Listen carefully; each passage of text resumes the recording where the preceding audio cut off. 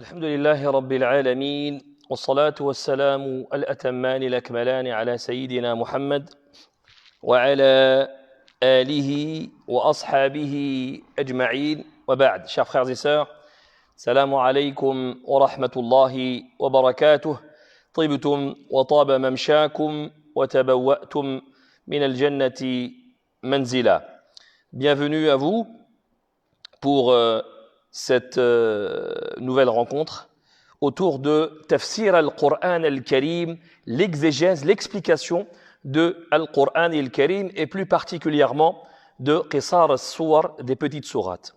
Donc nous avions la semaine dernière commencé et fini avec l'explication de Surat An-Nas, Et aujourd'hui, je vous invite, incha'Allah ta'ala, à faire l'explication, à vivre un moment ensemble avec ma'ani, l'essence de Surat Al-Falaq, Surat Al-Falaq, comme Surat An-Nas, est une sourate makkiya. Makkiya, je rappelle, donc qui a été révélée pendant la période mécoise, c'est-à-dire avant l'hégire du prophète sallallahu alayhi wa sallam à Médine. هذه السورة فيها تعليم للعباد أن يلجأوا إلى حمى الرحمن. Dans cette sourate, ou plutôt cette sourate enseigne aux serviteurs d'Allah subhanahu wa ta'ala, elle leur enseigne le fait de rechercher refuge sous la protection du clément, du miséricordieux. ويستعيذ بجلاله وسلطانه من شر مخلوقاته. De chercher refuge auprès de lui, auprès de son autorité, du mal de ses créatures. ومن شر الليل إذا أظلم. Et du mal de l'obscurité, du mal de la nuit lorsque celle-ci devient obscure. Donc du mal qui apparaît dans la nuit qui tombe. ومن شر كل حاسد وساحر. Et du mal de tout envieux, jaloux et sorcier. وهي إحدى المعوذتين اللتين كان النبي صلى الله عليه وسلم يعوذ نفسه بهما. Et cette sourate est l'une des sourates protectrices qu'on appelle al-mu'awwidhat, sourate protectrice que le prophète sallallahu alayhi wa sallam utilisait, lisait pour se protéger lui-même de tout mal. Idhan, comme d'habitude, je vais d'abord, incha'Allah ta'ala, réciter la sourate, traduire, et on va commencer l'explication. أعوذ بالله من الشيطان الرجيم بسم الله الرحمن الرحيم قل أعوذ برب الفلق. Dit, je cherche protection auprès du Seigneur de l'aube naissante. Min sharri ma khalaq. Contre le mal des êtres qu'il a créés. Wa min sharri ghasiqin idha waqab. Contre le mal de l'obscurité quand elle s'approfondit. وَمِن شَرِّ النَّفَّاثَاتِ فِي الْعُقَدِ. Contre le mal de celles qui soufflent sur les nœuds. وَمِن شَرِّ حَاسِدٍ إِذَا حَسَدَ. Et contre le mal de l'envieux quand il envie. قال تعالى قل أعوذ برب الفلق. سبق لنا أن تحدثنا عن معنى أعوذ. Donc, nous avions la semaine dernière, dans Surat An-Nas, longuement parlé de أعوذ, de l'isti'adha, D'ailleurs, ça fait même, ça fait même plutôt, on en a parlé dans un dars dont on a parlé de l'isti'adha, a'udhu billahi minash shaytanir rajim. Donc, pas besoin de revenir sur a'udhu, bima'na altaji'u wa a'tasimu, je m'abrite et cherche asile auprès d'eux. Je m'abrite et cherche asile auprès d'eux. Qul, comme nous l'avions vu la dernière fois dans Surat An-Nas, il s'agit de Muhammad. Qul, ay qul ya Muhammad sallallahu alayhi wa sallam. Donc, al-khitab muwajjahun ila al-nabi sallallahu alayhi wa sallam. Ça s'adresse au prophète sallallahu alayhi wa sallam. Qul ya Muhammad a'udhu برب الفلق قلنا أعوذ ألتجئ وأعتصم برب الفلق أي برب الصبح الذي ينفلق عنه الليل وينجلي عنه الظلام. Donc, dis, je m'abrite et cherche asile auprès de Rabb, du Seigneur de l'Falaq. Seigneur de l'Falaq, du Seigneur de l'aube naissance. De l'aube naissante, برب الصبح الذي ينفلق عنه الليل, Seigneur de l'aube qui donne naissance à la nuit, qui fait paraître l'obscurité. قال ابن عباس الفلق الصبح. Ibn Abbas explique, commente le verset, plutôt le terme al-falaq par as-subh, l'aube, كقوله تعالى فالق الإصباح, tel que la parole d'Allah subhanahu wa ta'ala, فالق الإصباح, fendeur de l'aube. قل أعوذ برب الفلق من شر ما خلق. Donc, dis, je cherche protection auprès de Rabbil Falaq, auprès du Seigneur de l'aube naissante, contre quoi? Min sharri ma khalaq, contre le mal des êtres qu'il a créés. Min sharri ma khalaq, ay min sharri jami'il makhlouqat min al-ins wal-jinn wal-dawan wa min sharri kulli mu'dhin khalaqahu Allah subhanahu wa ta'ala. Du mal ou contre le mal des êtres qu'il a créés. Toute créature qu'Allah subhanahu wa ta'ala a créée, parmi le mal des hommes, le mal des djinns, des démons, le mal de toute créature d'Allah subhanahu wa ta'ala, le mal des animaux, le mal de toute créature nuisible qu'Allah subhanahu wa ta'ala a créée. Min sharri ma khalaq. Puis, وَمِنْ شَرِّ غَاسِقٍ إِذَا وَقَبْ, et contre le mal de l'obscurité quand elle s'approfondit. مِنْ شَرِّ غَاسِقٍ إِذَا وَقَبْ.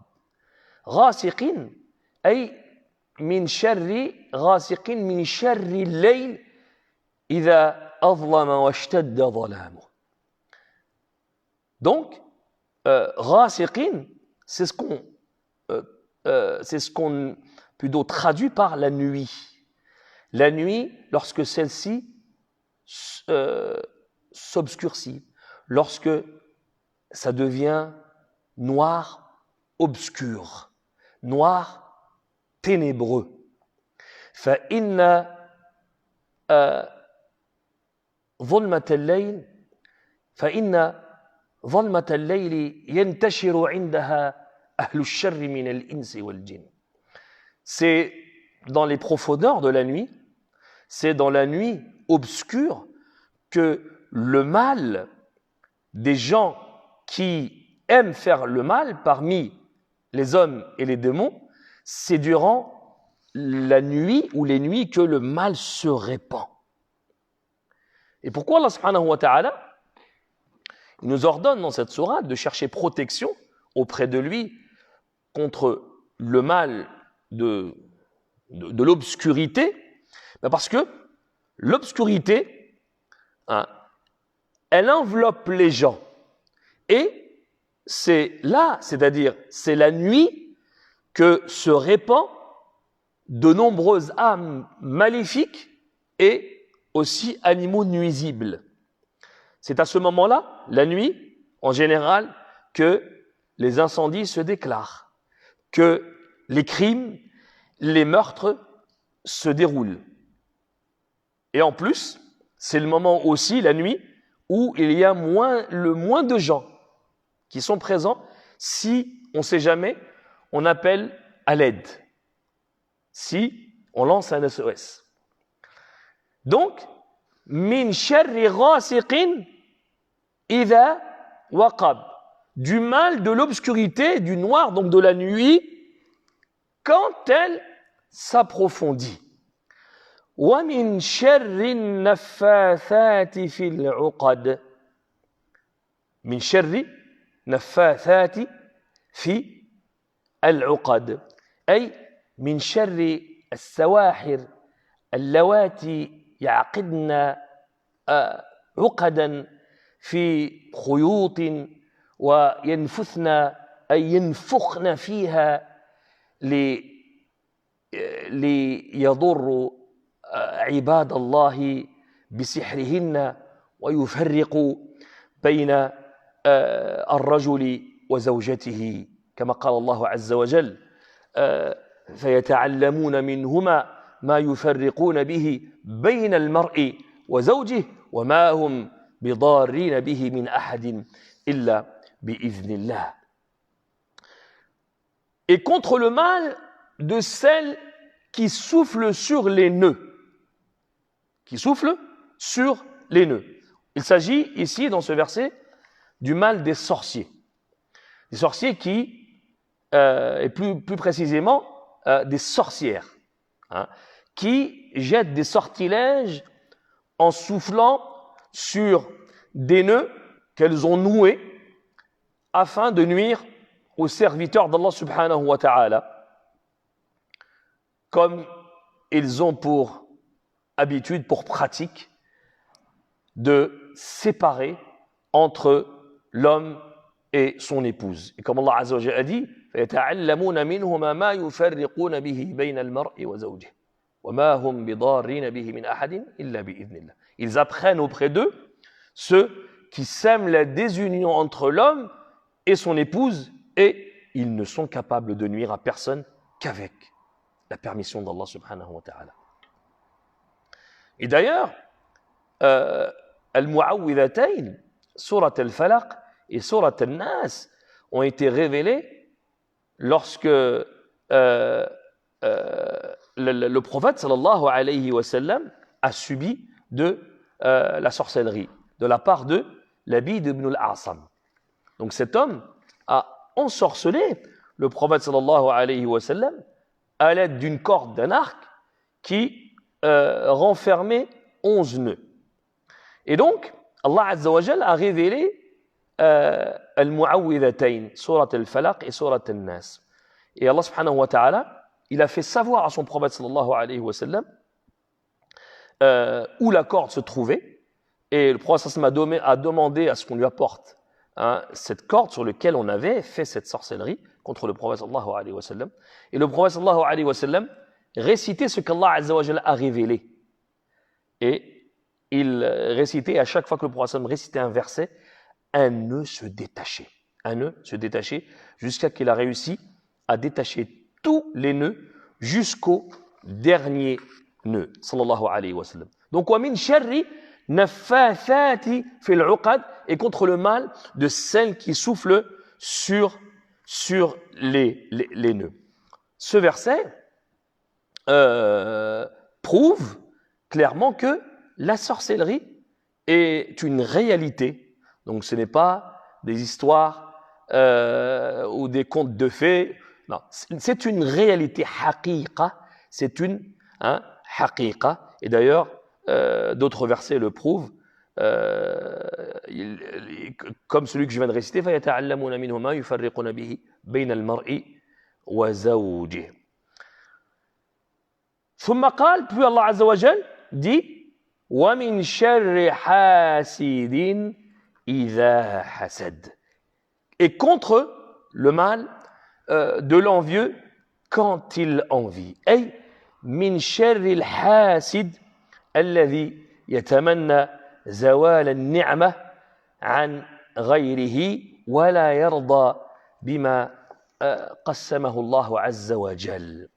Contre le mal de l'envieux quand il envie. L'envieux, c'est qui? Quel hasid? Quelle est la définition qu'on donne pour hasid?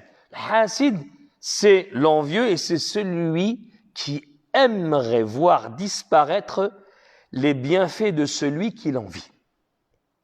Pour être clair, celui qui aimerait avoir comme l'autre, avoir comme son prochain, sans avoir au fond de lui cette envie de voir disparaître ses bienfaits, ses biens plutôt, ce qu'Allah Azza wa Jal lui a accordé, lui a octroyé, ce n'est pas du hasad. On peut l'entrer dans ce qui s'appelle al-ribta, l'envie. Il n'y a pas de problème. Mais dès lors qu'il y a ce sentiment, dès lors qu'il y a cette envie de voir disparaître les bienfaits ou les biens de celui que j'envie, là, c'est de la jalousie. C'est du hasad. Et le jaloux, en général, tout dépend des degrés, bien sûr, de quel degré la personne est atteinte.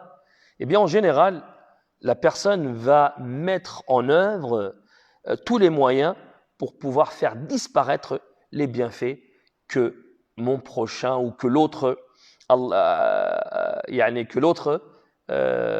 C'est-à-dire tout ce qu'Allah Azza wa Jal lui a octroyé, lui a donné comme bienfait, il va tout faire pour faire en sorte que ça disparaisse.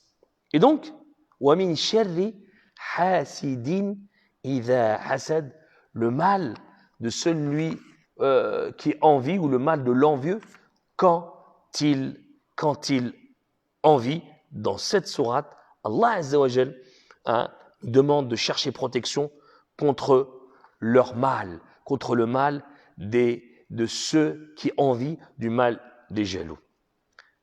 Et la jalousie, c'est une maladie grave. Une maladie grave. Le jaloux, en quelque sorte, c'est comme s'il n'avait pas accepté le partage, la distribution d'Allah subhanahu wa ta'ala. En quelque sorte, c'est comme s'il disait « Je ne suis pas d'accord de la façon dont Allah subhanahu wa ta'ala a distribué. » Allah Azza wa Jalla dit « Nahnu qasamna baynahum ma'ishatahum fil hayati dunya » C'est Allah qui a partagé. وَفَضَّلَ اللَّهُ بَعْضَكُمْ عَلَى بَعْضٍ فِي الرِّزْقِ. Allah Azza wa Jalla, il a un privilégié, où il a donné à certains, il a retiré à d'autres, il a donné à certains moins, à d'autres plus. C'est Allah subhanahu qui a partagé. C'est Allah qui a distribué. Et donc, celui qui est jaloux, en quelque sorte, il dit « Pourquoi tu lui as donné à Allah ?» C'est pour ça que c'est une maladie grave. Donc, وَمِن شَرِّ حَاسِدٍ إِذَا حَسَدَ. Cette sourate relate donc la recherche de la protection contre toutes sortes de maux. قُلْ أَعُوذُ بِرَبِّ الْفَلَقِ مِنْ شَرِّ مَا خَلَقَ. Du mal des êtres qu'il a créés. وَمِنْ شَرِّ غَاسِقٍ إِذَا وَقَبَ. Et du mal de l'obscurité quand elle s'approfondit. وَمِنْ شَرِّ النَّفَّاثَاتِ فِي الْعُقَدِ. Du mal de celle qui souffle dans les nœuds, sorcellerie. وَمِنْ شَرِّ حَاسِدٍ إِذَا حَسَدَ. Et contre le mal de l'envieux quand il envie, de la jalousie. Et donc, comme je disais, cette sourate relate donc la recherche de la protection contre toutes sortes de maux, aussi bien de façon générale que spécifique. Mais cette sourate prouve également, comme je vous le disais un peu avant, que la sorcellerie est une réalité. C'est pour ça qu'il faut en craindre la nuisance et bien sûr ne pas vivre dans une paranoïa, mais toujours se protéger et chercher protection auprès d'Allah subhanahu wa ta'ala contre la sorcellerie et contre ceux qui la pratiquent. Et donc on va s'arrêter là pour aujourd'hui et on continuera bi'idhnillahi tabaraka wa ta'ala la semaine prochaine. Subhana rabbika rabbil izzati amma yasifun wa salamun ala al-mursalin walhamdulillahi rabbil alamin. Assalamu alaykum wa rahmatullahi wa barakatuh.